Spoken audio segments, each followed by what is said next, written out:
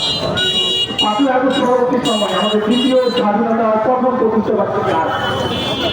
এই দ্বিতীয় স্বাধীনতার প্রথম প্রতিষ্ঠাবার্ষিকীতে আমি শুধু এটুকুই বলতে চাই, আমাদের 5ই আগস্ট পরবর্তী সময় যত ছাত্রদল নেতা যারা শহীদ হয়েছে, যারা নির্যাতিত হয়েছে, যারা মামলা খেয়েছে, সোজা কোথায় যাদের ত্যাগে আজকে এই স্বাধীনতা, যাদের ত্যাগে আমাদের দ্বিতীয় স্বাধীনতা, যাদের ত্যাগে আমাদের দ্বিতীয় স্বাধীনতার প্রথম প্রতিষ্ঠাবার্ষিকী পাচ্ছে আমরা ছাত্র দলের, যেটা 46তম করবে, তাদের মূল্যায়ন আপনি অবশ্যই করবেন। আজকে বসন্তের প্রক্রিয়া অনেক অভাবে সমস্যা নেই তো। আজকে বিএনপির বাম্পার ফলন, ফলনটা যেন বাম্পারই থাকে, হাইব্রিড ফলন না হয়ে যায়।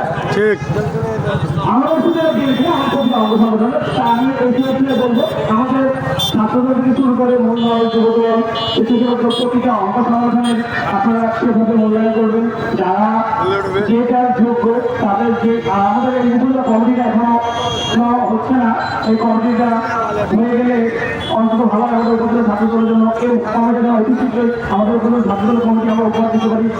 আমাদের এখানে উপস্থিত অতিথিরা এ বিষয়ে অবশ্যই এখানে আমার বক্তব্য শেষ করবো। সবাইকে ধন্যবাদ। আসসালামু আলাইকুম।